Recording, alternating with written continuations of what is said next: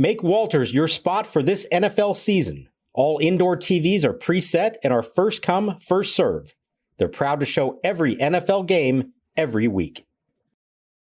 Trading at Schwab is now powered by Ameritrade, bringing you an expanding library of education with even more ways to sharpen your trading skills. Access new online courses, insightful webcasts, articles, engaging videos, and more, all curated just for traders. Plus, guided learning paths with content designed to fit your unique interests. No sifting to find exactly what you need, so you can spend your time learning to trade brilliantly. Learn more at schwab.com/trading.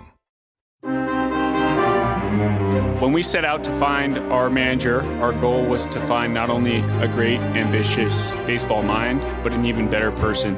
We wanted someone whose character and values aligned with ours and whose experiences fit our organizational goals.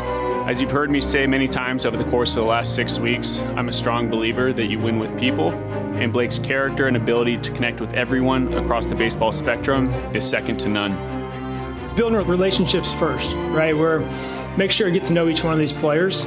I didn't play in the major leagues, but I was in their position not too long ago. So I think understanding that just the pressures that go into playing this sport and playing at a high level, whether it's family, there's a lot of stuff off the field that players are going through that can add to the stress of succeeding and playing this game. And I think just understanding what they're going through and meeting them where they're at and making sure they know they have someone they can always go to is really important. And welcome to Nats Chat, along with MASNsports.com Nationals insider Mark Zuckerman, who was at Nationals Park. I'm Al Galdi, host of the Al Galdi podcast. We, on Monday afternoon, had the introductory press conference for the Washington Nationals' new manager, Blake Butera. Nearly 3 weeks after the Nats on Halloween announced the hiring of Butera as manager. Why the delay? Well, a couple of reasons. Number one, Butera and his wife on October 30th welcomed their first child. Number two, the 2025 MLB General Managers meetings took place in Las Vegas last week, and so Nats President of Baseball Operations Paul Toboni was a bit busy last week. But we on Monday afternoon had this intro presser for Blake Butera. A lot to unpack from that, a lot to be thinking about with the Nats offseason. The offseason is underway. MLB free agency is underway. Trades can happen. And know this Friday, November 21st, is the deadline by which MLB teams must tender contracts to arbitration-eligible players. Might we have some notable non-tenders for the Nats? Good to have you with us on this off-season installment of the Nats Chat podcast. We come to you as news warrants. Coming up later in the show, a special treat, a conversation that the owner and executive producer of the podcast, Tim Shovers, had with a good friend of this podcast, WTOP's Ben Raby. This about the Netflix documentary, Who Killed the Expos? Ben grew up as an Expos fan. He's a loyal listener of this podcast. Ben's a really good guy, very knowledgeable about the Expos/Nats franchise, so trust me, you don't want to miss that conversation. So Blake Butera, he is just 33 years old, was born on August 7th, 1992, youngest manager in MLB since Frank Quillisi for the Minnesota Twins in 1972. And he looks young. He's 33. He looks like he's 23. But I tell you, he was impressive during this press conference. He said a lot of good stuff. Mark, you were there. What'd you make of the Blake Butera intro presser? I just kept thinking to myself, Al, as I watched it, that this guy has never been in any kind of situation like this before. He's been in baseball, yes, for a while now, but everything has been at the minor league level or working in the Rays front office. He's never been behind a podium like that. He's never had all those cameras and reporters and microphones trained on him. It had to be a pretty intimidating sight for him when he stepped up there to do that. And under the circumstances, I think he handled himself extremely well. I think he answered thoughtfully. I think he gave a pretty clear vision of what it is he thinks he's going to try to do here and who he can be as a manager, in what he thinks of this organization, what he thinks of Paul Toboni. And, you know, there's a lot of details still to come. There's going to be a lot of questions for us to ask him along the way about the actual team. We didn't really get into any of that yet.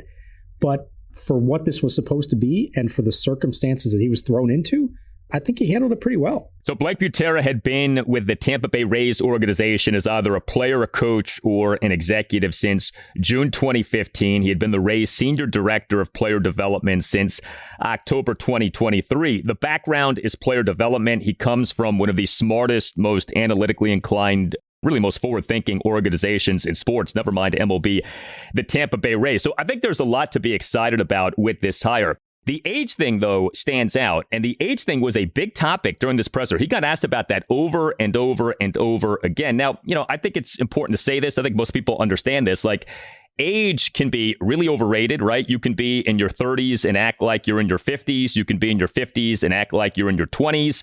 There are plenty of young people who succeed in all kinds of professions. But you think about how young he is, and this came up at one point, and I thought it was interesting. And I do think that if you're going to be concerned about the age, the reason to be concerned isn't so much like X's and O's or baseball acumen. It is more dealing with people, dealing with players. And, with age, there is a wisdom, there is a gravitas that comes, right, as you experience things in life.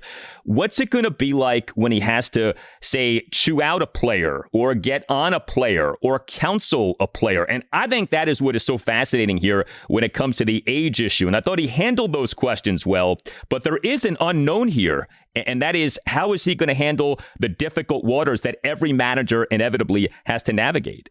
Yeah, that is the number one challenge for him coming into this job. There's no question. I think everybody knew that from the moment that we found out that he was being hired. And I look at it partially as what his age is, because yes, 33 is incredibly young. And at the moment, the team only has one player older than that in Trevor Williams, who's going to be hurt to start the year anyways. And we don't know what else they're going to do this winter.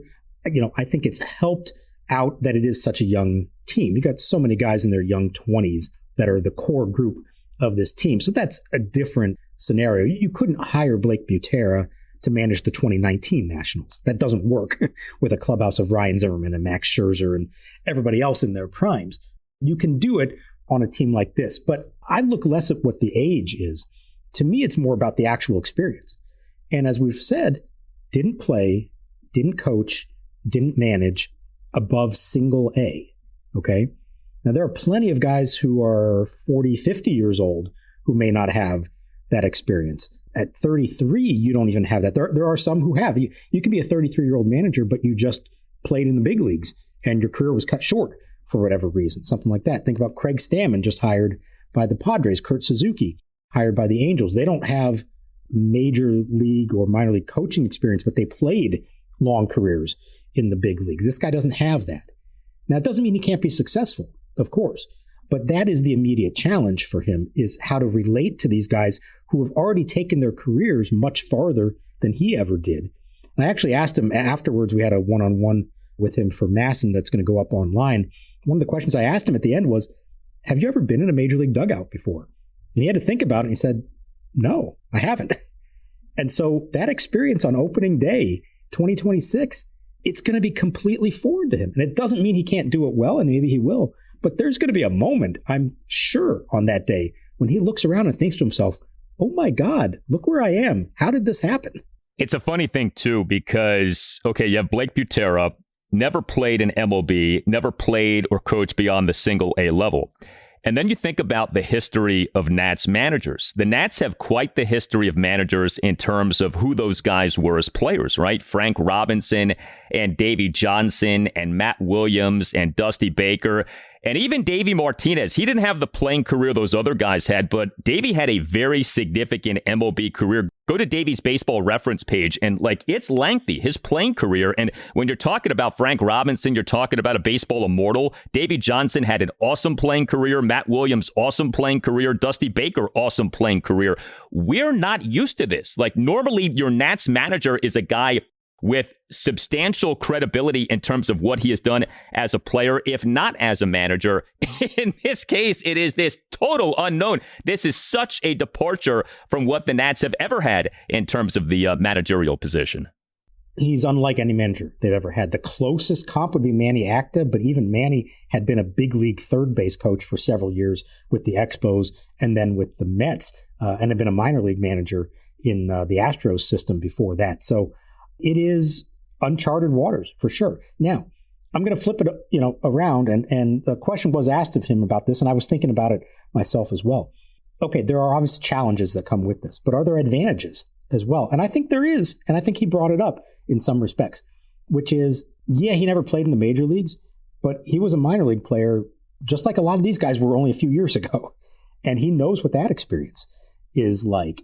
As good of a communicator as Davey Martinez and Dusty Baker were at dealing with all kinds of players from different backgrounds and different ages, there are certain things that they just aren't going to be able to relate to for guys who are 30 years younger than them, or even more in Dusty's case. Well, this guy's the same generation, essentially, as the players that he's going to manage. Maybe there is a connection there he can make that others who are older and more experienced wouldn't be able to make. So there may be some advantages actually to it. And I thought he brought that up. And I think the fact that he did have success at the minor league level with the Rays, finished in first place all 4 years that he managed, won a Carolina League title with them in his last year doing that. I think that matters.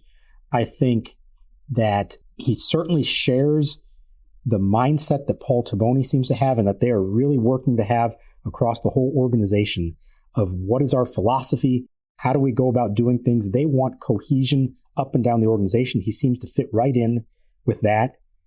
And so I think he's got all the ingredients. And it occurred to me, and I think it applies to him, I think it may even apply to a few of their coaches, and there could be more of them to come as well. And whether it was intentional or not, I don't know, but it almost feels like they went out and tried to identify a future star in the industry who maybe wasn't quite on everyone's radar yet, and maybe a few years from now would have been, and went and got them now. And saying, we're going to get you in on the ground floor now. Maybe you're going to learn on the job some, but we think you got the goods to be good for a long time. And we're going to get you and nab you now before anybody else is aware of you. And we have a chance of losing out to some other team to get your services. I wonder if there's a little bit of that going on. It makes total sense. I mean, the comp I made the last time we had this conversation was Sean McVay, and that have the Nats found their Sean McVay. Sean McVay was 30 when he, in January 2017, left his job as Redskins offensive coordinator to become the head coach of the Los Angeles Rams, and that has been a home run hire. I mean, McVay wasn't too young for that spot. He's been outstanding as the Rams head coach, and maybe, just maybe, I mean, I know, we got a long way to go, but maybe, just maybe, the Nats have found MLB's version of Sean McVay. I mean, it does stand out. The way people talk about Blake Butera is something. For those of you who follow the Orioles, Craig Albernaz, their new manager, so he's tight with Blake Butera. Albernaz, during his introductory press conference as O's manager, got asked by Chelsea Janes of the Washington Post about Butera. Albernaz raved about Butera. Albernaz said that he was more proud of Butera for getting the Nats job than Albernaz was proud of himself for getting the Orioles job. I am so proud of Blake. I'm more proud of Blake for getting that job than me sitting here, which is crazy to say. Me and Blake have a close relationship. When he first got drafted as a player, that was my first year coaching, was on the same team.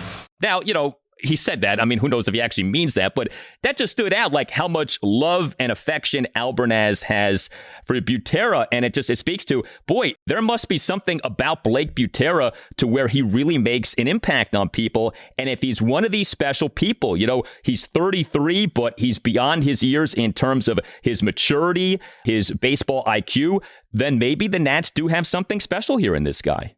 Well, I'll give you another name, and it's a big name, and that's Mike Piazza. And you heard this come up in the press conference that just after Toboni got the job, and he's starting to put together a list, and he has not really, had a chance to delve deeply into it. And Blake Butera himself has no idea that he's going to be, a candidate. Well, Paul Toboni gets a call from Mike Piazza, who was the Team Italy manager in the last World Baseball Classic, and Blake Butera was on his coaching staff. And Piazza says to Toboni, look, I don't know what your plans are, but I got a name for you. You should really look into him. I believe this guy is going to be a big-time manager. I got a call from Mike Piazza, and he basically said, hey, I have no idea what you guys are doing with your search, but, there's this guy that you got to interview. And that was the first, as Toboni put it, aha moment for him, that he said, okay, this is somebody to look at. And he circled his name and started the process, and then they met. They spent the entire day together in Raleigh, North Carolina, where the Buteras live. It got to 11 p.m. and Toboni said, I didn't want to leave. They were having that good of a time together and felt a connection together. It was also, I thought, fascinating that Blake Butera said that prior to him ever hearing about this job, he finds out that the Nationals have hired a new president of baseball operations. He turns on the press conference and watches it. Hey, who is this guy? I don't know anything about him.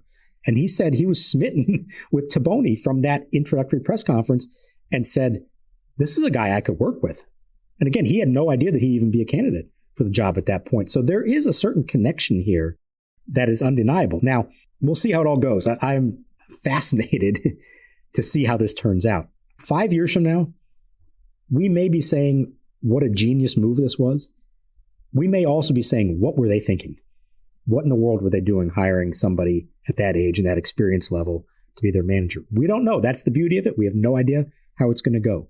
But they believe, and pretty much everybody you talk to who knows them believe, that both these guys are the real deal and that they're ready for this assignment. And of course, so much of whether Blake Butera works out as Nats manager is dependent on whether Paul Toboni works out as head of baseball ops. Does Toboni pick good players? Does Toboni instill the kind of culture that properly develops those players? Veteran listeners, you've heard about the Umps Care charities and their ties to the Northern Virginia area in the past. And this year, I want to tell you about their Holiday Hugs 2025 campaign. When a child is in the hospital, it is challenging and often a scary time for everyone in their family. Through Umps Care charities, Major League Baseball umpires deliver Build-A-Bear furry friends to the bedside of young patients. At our first visit to a hospital in 2006, Umps Care delivered 25 Build-A-Bear stuffed toys. Next year marks our 20th anniversary, and we are on pace to deliver more than 25,000 Build-A-Bear furry friends and lots of comfort and smiles to sick children in hospitals. It's easy to give a hug, or two, or three, or more. And our friends at the Arby's Foundation are making it easier for us to reach our goal. The Arby's Foundation will match up to $10,000 in donations to this program. Consider getting your family, friends, or company together to make a bigger impact and combine donations for a group hug. Email amy.rosewater@umpscare.com to learn how to get involved. That's Amy, AMY, .rosewater, ROSEWATER, @umpscare.com to learn how to get involved. Give the gift of a bear hug this holiday season by donating to the Holiday Hugs campaign today. Yeah, I don't think we really set out to either hire for or not for experience. I think what was first and foremost was we wanted to make sure we brought in people that align with our values. We wanted people that would help hold each other accountable. Blake Butera, like Toboni, a big analytics guy. We like that. Said Butera at his intro presser on Monday afternoon, quote, fully believe and buy into data and information and analytics, end quote. So that was awesome to hear.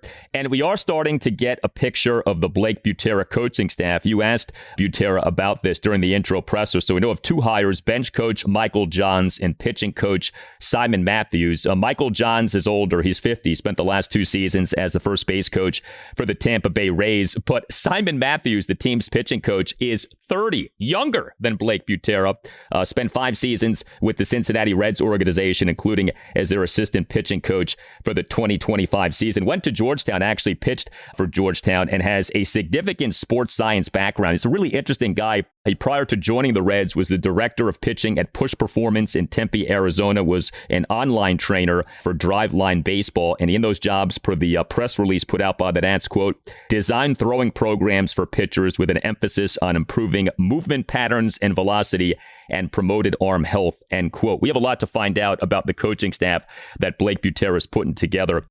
But what do you think about these hires and about Butera's answer to your question on Monday afternoon? Yeah, so I think the biggest question we all had from the start was, okay, given his inexperience, is he going to make a point to hire coaches with some significant big league coaching experience? Now, so far, you have somebody in Michael Johns who has some big league coaching experience with the Rays as their first base coach, but plenty of minor league coaching and managerial experience. Sounds like he is someone who's very close with Butera and has known him for a while. He's going to be his right-hand man. That makes sense. He seems like the kind of guy made for that job. In Simon Matthews, this is, again, off the board and not a name most people probably would have known. But, as I was saying earlier, it feels like this was a rising star in the industry, hired by the Reds, was part of their minor league pitching development for a few years, and then was bumped up to be the assistant pitching coach at the big league level. If you look at their staff, Cincinnati Reds over the last 4 years have gone from one of the worst pitching staffs in baseball to one of the best, and they've done it with homegrown talent. really good young starting pitchers in particular, and they made the playoffs this year. Now, I can't tell you how much Simon Matthews was directly involved in that, but he was there for it and certainly would think that he had some kind of hand in that. And so here's someone who, again, I'll bet you a couple years from now, as his profile raised, he might have been on a lot of people's lists of major league pitching coaches. And the Nats said, let's go get him now. Yeah, he's 30. He's only got a couple years at the big league level. Let's go get him right now. He's going to fit right in with everyone else. And let's see if he can work that magic and take the experiences that he's already had and apply it to this team. And he's going to have a very familiar face working with him in Sean Doolittle, who is going to be back. We found out. We don't know the exact role yet, but he will be part of the big league coaching staff again.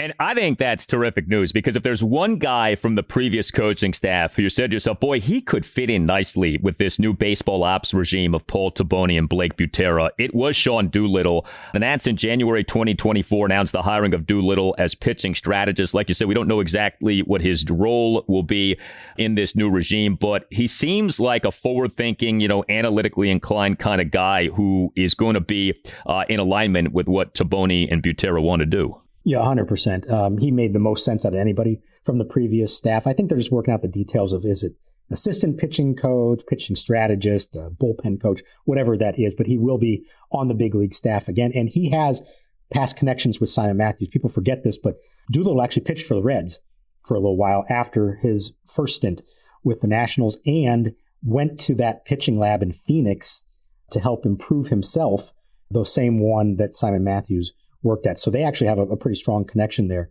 So it makes a lot of sense for those two to be tied together. And you do want some institutional knowledge. And there is something to be said for somebody who has a true connection to this organization, given everything that Doolittle had done. One other name to put out there, it's been reported, hasn't been officially announced yet, and that is Bobby Wilson, who's going to be their catching coordinator. This is a former big league catcher and, most importantly, catching instructor for the Texas Rangers, I think the last 4 years, under Bruce Bochy. That's a team that won the World Series. And if you look at their catchers, they've had some of the best in the game at framing, at throwing, game calling, you name it. They did a really good job there. He's been credited a lot for that. He lost his job because with Bochy leaving, they turned over the whole staff. That is a big get, I think, for them. And we know that there's a lot of work to be done with the Nationals catching corps. A lot of people are excited what Bobby Wilson can bring to that position group. Absolutely. Very intriguing hire for sure. Going to be so interesting to see what the Nats do in terms of hitting coach. Darnell Coles is gone. The Atlanta Braves on November 11th announced having hired Coles as assistant hitting coach. He had been the Nats hitting coach since October 2021. The man who served as Nats interim manager this past season, Miguel Cairo, reportedly is joining the Baltimore Orioles as an infield coach. So a lot of moving parts right now when it comes to coaching staffs and who's going where. And so this is a big deal, especially given the lack of experience of Blake Butera, what his coaching staff is. I don't know that we focus so much on a coaching staff for a veteran manager. For a guy like this, it sure would seem like the staff matters a lot, like more so than normal.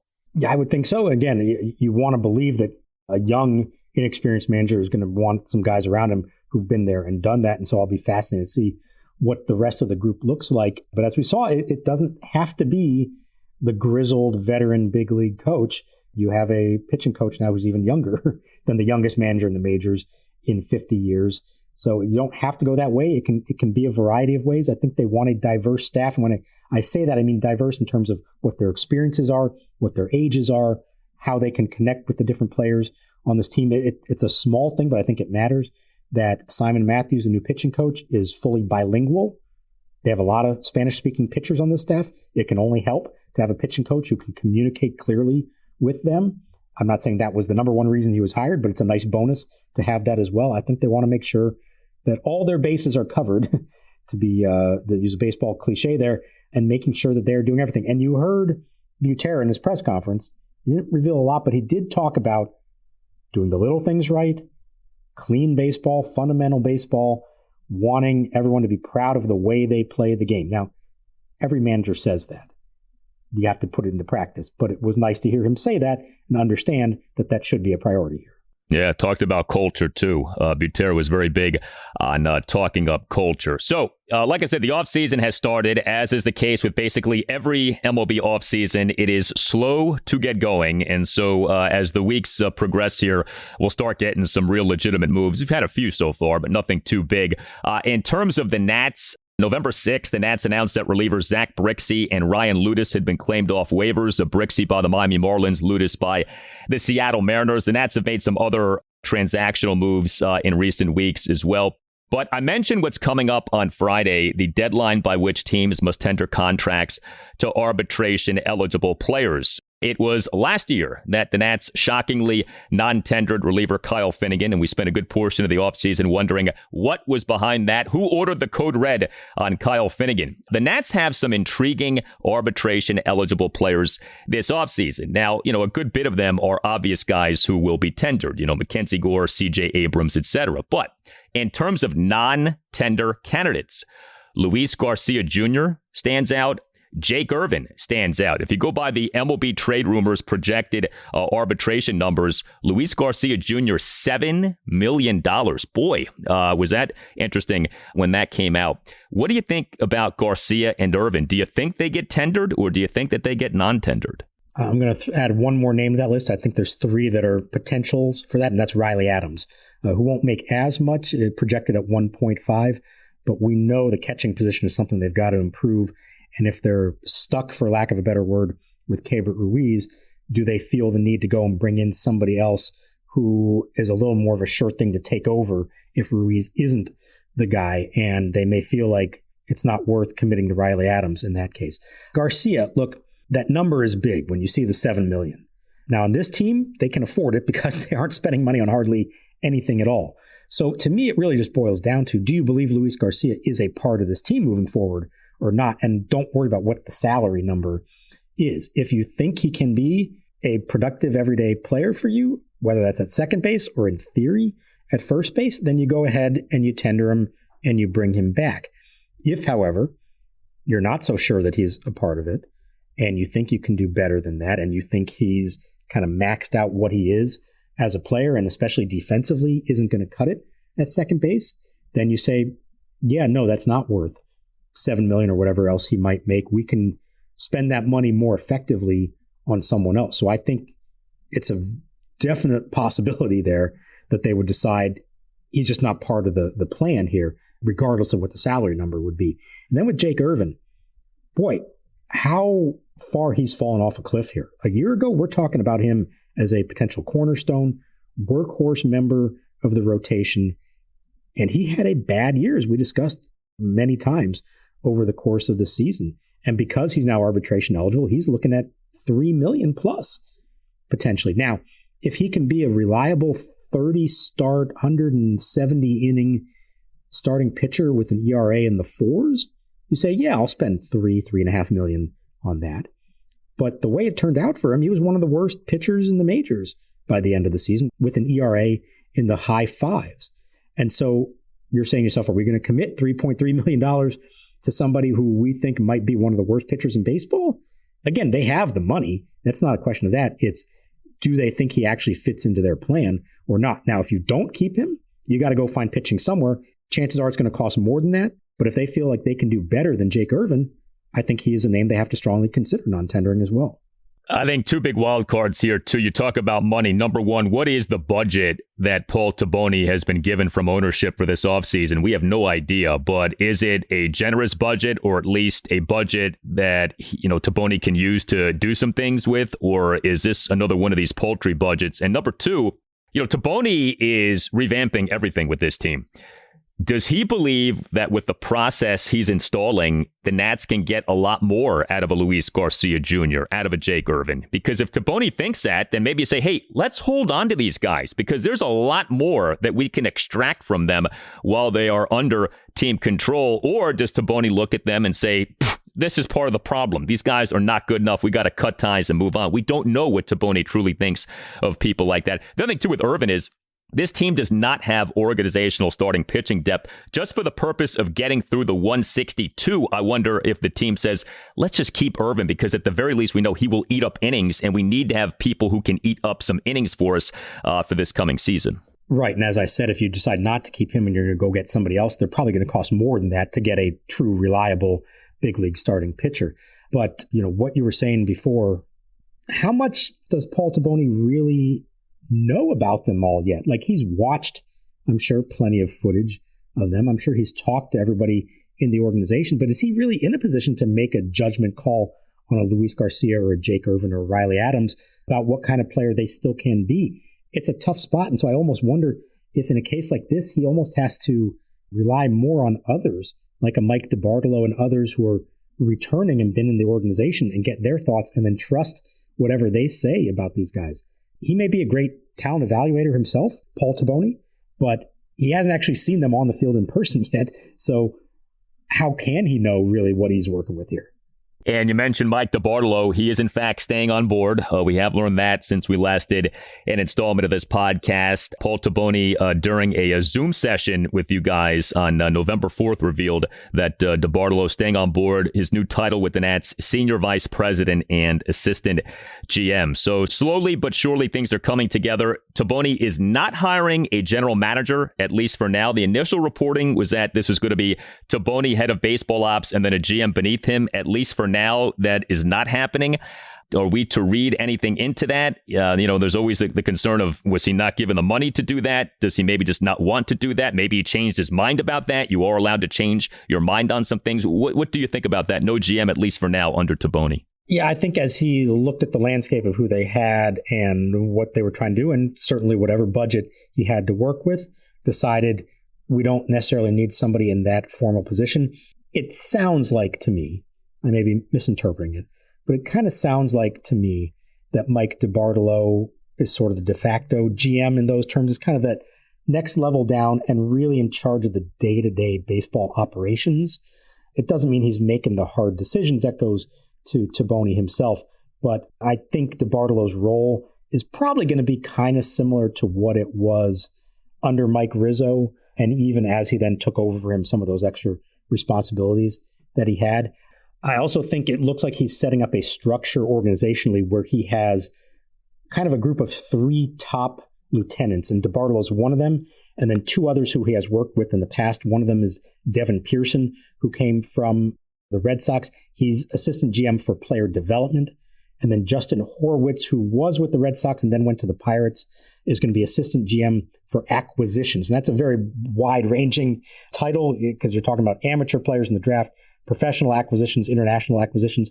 I think he's going to have a lot of say. My guess is that the 3 of them are kind of all reporting right up to Paul Toboni, and that they all probably have the most influence when it comes to making the big decisions.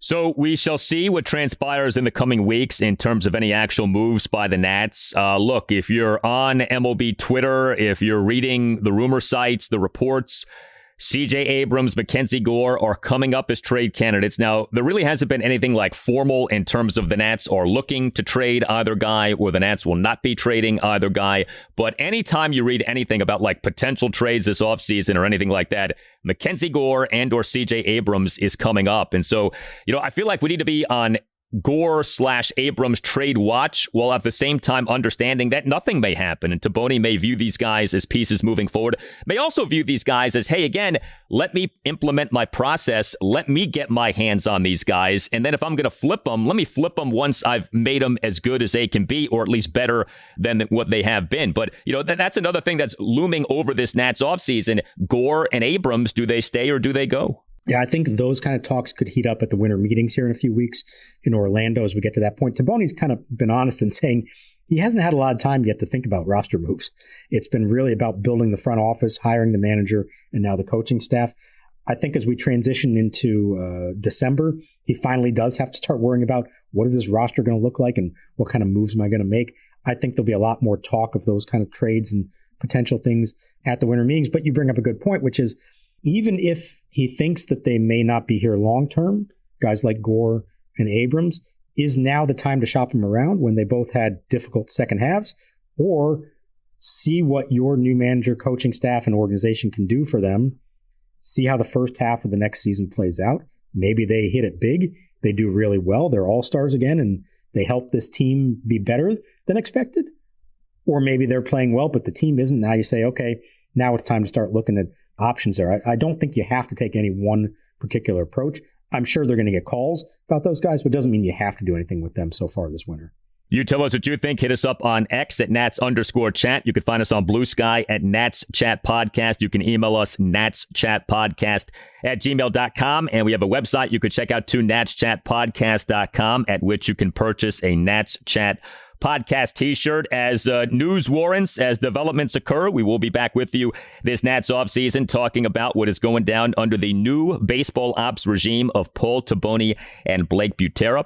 For Mark Zuckerman, I'm Al Galdi. We thank you for listening. We'll talk to you next time on the Nats Chat Podcast, and we leave you now with the aforementioned conversation between our own Tim Shovers and WTOP's Ben Raby about the Netflix documentary Who Killed the Expos.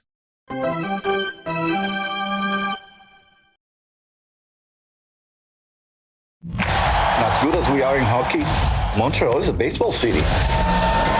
Our fans were always there cheering. Baseball was everyday life. The Expos in '94 were the best team in baseball. It was completely wild in Montreal. Good night! The biggest party you've ever been to? Like that. Hey, Nats Chat. In our recent pop-up episode after the Paul Toboni conference call, I said I would give a review of Netflix's Who Killed the Expos documentary. There are no Washington Nationals without the Expos before them. My Gene Siskel for the afternoon, Ben Raby. You've heard him countless times on Capitals Radio and the famed WTOP airwaves and Sirius XM. This man has Stanley Cup experience underneath his belt. Ben lives in Maryland, but grew up in Canada as an Expos fan. Ben, before we get into our film review, thank you for coming on, but tell our listeners about your role in both the Expos and Nationals radio networks. By the way, could I just say as well, Tim, first time, long time on the Nats Chat podcast. Have chatted with you on other outlets, other places. Nats Chat, you, Al, and Mark, A+. Love it. Been a loyal listener since day one years ago. You guys do great work. All right, regarding the Expos and the Nationals, yes, the final 2 seasons that the Expos were in Montreal, it was one of my first jobs in the industry. I was a studio producer on, I would say, Expos Radio Network. It wasn't a network. There was just one station it aired on, but I worked the studio side, the final 2 seasons of Expos baseball, 03 and 04.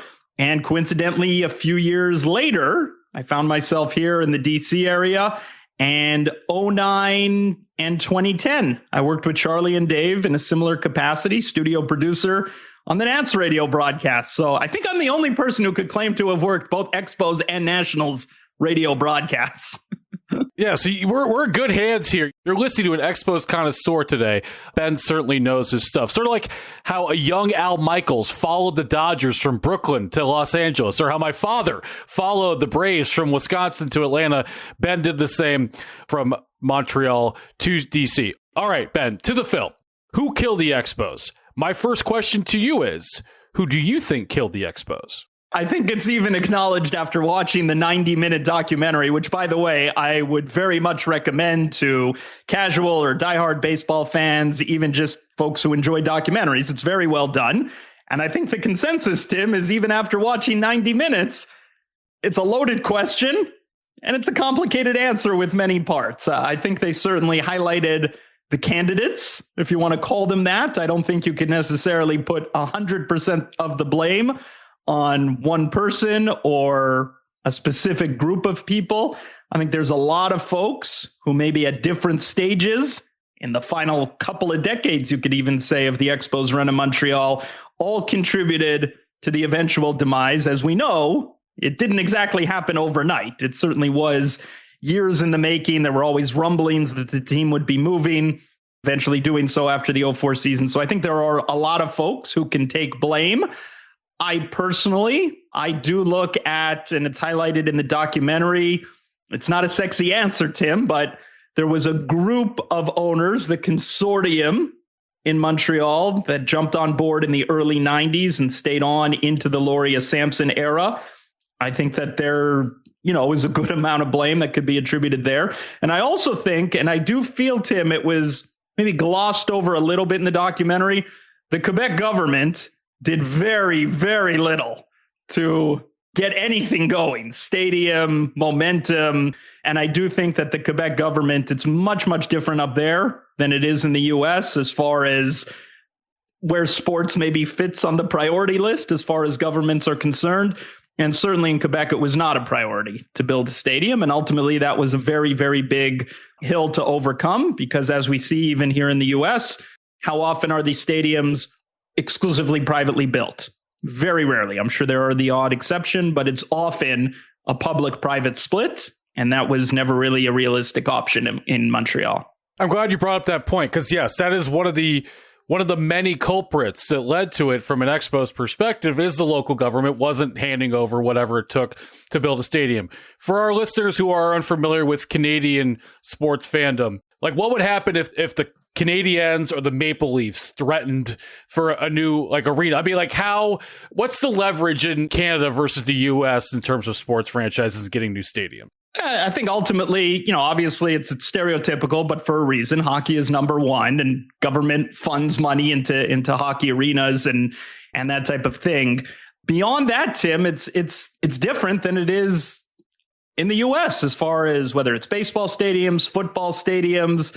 It's not part of the culture to the extent that it is here. And it's a shame, because I'm a firm believer. You just have to look at Navy Yard. I'm a firm believer in many cities across the country that if you build it, they will come. You build a stadium, the real estate gets developed all around. And it's a shame that Montreal, which is a beautiful city, particularly in the summertime, was never able to take advantage of an opportunity that was potentially there in the 1990s when there was at least an appetite from some to build a stadium. And then who knows what could have been built up around it. But I mean, I can't think really, Tim, at the top of my head of whether an outdoor stadium, football, baseball, there's soccer stadiums now. The World Cup is coming to Canada this summer, but big money from the government being invested in sports. It's not done on the regular, that's for sure. And particularly when you go back to the 1990s, you look, it wasn't only the Expos who moved. The Quebec Nordiques moved to Colorado in 1995. The Winnipeg Jets moved to Arizona in 1996. So it wasn't only the Expos. There were other teams as well in Canada. Okay, so you said you liked the documentary. I liked it as well, but I deduct points in two areas. One, I thought it should have been 2 hours instead of 90 minutes. Rarely do I think something should be longer, but I felt that the ending was a bit rushed, and I also didn't like how they didn't mention the following name, John Henry.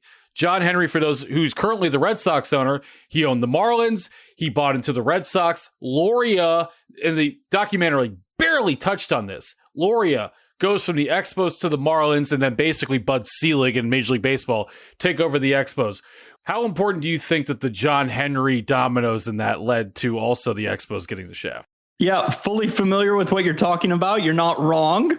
I'll say, Tim, at that point, by the time John Henry came in, it was over. The damage was done. There was no saving them at that point. And it wasn't for John Henry, who I don't even know if he had ever set foot in Montreal. It wasn't for him to save the Expos or to have denied Loria the opportunity to get into Miami. I mean, good for John Henry. He got the Boston Red Sox out of the whole equation and got a World Series in 2004. I mean, to me, maybe you could mention it in passing, but that to me, when you talk about who killed the Montreal Expos, and there's a lot of blame to go around, by the time his name even comes into the storyline, if you're talking 03, 04, 02, I guess is when it actually happened that Loria went to Miami. To me, at that point, it was the ship had sailed as far as the Expos. Though the one thing I'll say that was, to me, missing maybe a little bit when you talk about who is to blame for killing the Montreal Expos. Again, I keep harping on it. You could point the finger at so many different areas, so many different folks. I was a fan, Tim, and there weren't many of us. And I know you could make the case, certainly, that the fan base was abused. We certainly were. Between fire sales, between the stadium, which wasn't great, between the lack of the team being on TV or radio on a regular basis. But to me, there was not, sure, now there's nostalgia. Fans now look back and say, oh, it was so great. We missed the team. I question, where were these fans? I used to go to games, Tim, in 97, 98, 99, all the way through 04. There were so few of us. And I think if there were more real fans, dedicated fans, maybe there would have been more of a push from the government to jump on board. Who knows? Maybe there would have been more of a push from the consortium, the minority owners, to invest more. I do think that the fans, although abused, can accept some blame in the equation as well. All right. Last question on this topic for you. And that is, let's say Don Fear, the head of the Players Union, has a different approach and says, you know what? Not going to strike in August, going to let the season play out, and going to let the owners lock us out in December, which is now basically the Rob Manfred method. If they play out the 94 season, is there still Montreal Expos baseball today? It's an interesting question. I've been consistent on my answer for years. And I say I look at the 1995 Seattle Mariners, who also were in a position where they were being threatened to be moved and maybe not have future baseball in Seattle. You recall the Mariners, not unlike the Expos at the time. They were a young and uber talented team. Of course, in Seattle, you had the big unit, you had Griffey, you had A-Rod, and we know what they did in 95. I think they came back from 9 games down to chase the California Angels, won a wild card game, beat the Yankees in the ALDS, and there was so much momentum from that in the Pacific Northwest that sure enough, years later, they got Safeco Field, the team was saved, and here we are 30 years later. I don't even think anybody recalls that the Seattle Mariners, their future was in question a little bit. Would that have worked out exactly the same for the Montreal Expos? I don't know, but certainly when you look at 94, and I love that 94 team. I was 10 years old. It was right in the wheelhouse of a young fan, right? 74-40 record. They had won 20 out of 23 going into the strike. They were going to come home, Tim. 29 of their final 48 games were going to be at Olympic Stadium.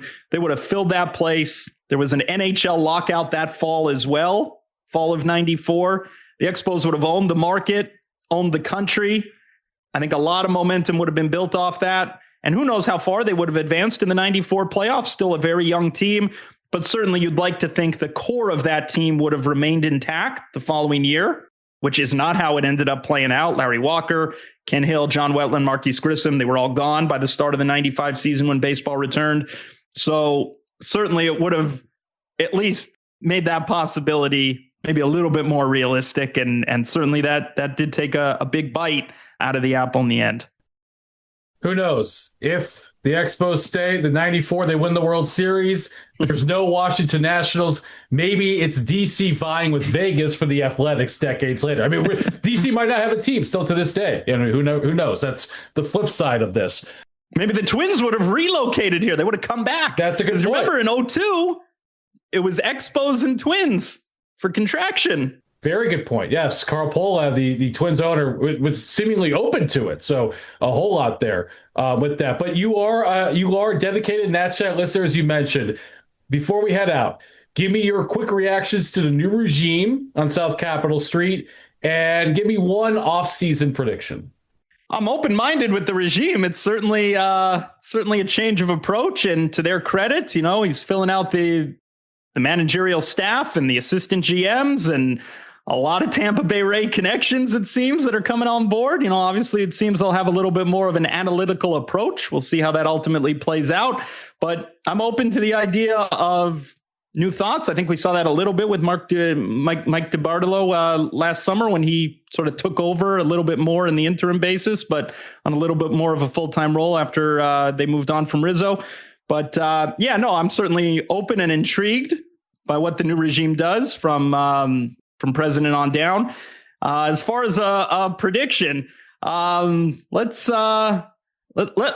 I think we were waiting for this a year ago, maybe, right? Like the Jason Worth-like acquisition. I don't know if you're necessarily signing anybody for 7 years, but could we get somebody for more than a 1-year deal this winter? Is that on the table? Could the Nationals sign somebody for a multi-year deal? I know those will be limited given the uneasiness with what's ahead as far as the potential work stoppage, but I'd like to see maybe a veteran who isn't just a rental to be flipped at the deadline, try to sign a piece that will be around beyond this season that could be part of the turnaround. Maybe somebody who does have some experience on a winning team that could potentially eventually realize that here as well.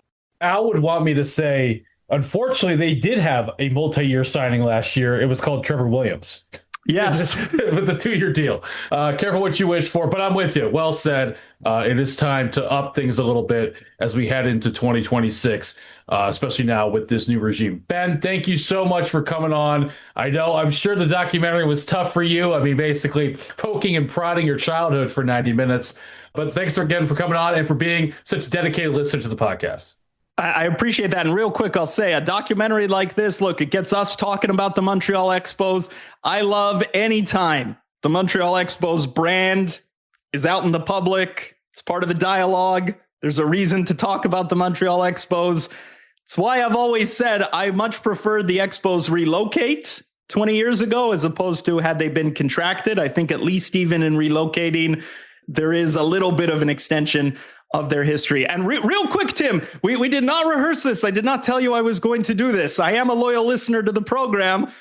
One of your sponsors. Okay, I got to give a shout out to Chad, personal trainer, Table to Mat. I listened to the podcast. I was in the market for a trainer, a personal trainer. Table to Mat. I should have the website like memorized now. Now I just text Chad, but strongly endorse. You give it a Google search. It's Table to Mat. Table, the number 2, M-A-T, right? Table2mat.com for our boy Chad. Yes, it is. That is the URL. Ben, way to go. You are the man. My gosh, you come on, you give us great Expos content, and then you lead by complimenting a sponsor and promoting it. Oh man, you're setting the bar for guests. So I mean, not to mention Walters and everybody else who's a part of it. But yes, shout out to Chad and you and Mark and Al. Great job, guys. Excellent. Is it the owner, Claude Brochu? They blame me. It's your fault. Absolutely not. The team's president, Jeffrey Loria. He didn't know anything about baseball. It will no longer be business as usual.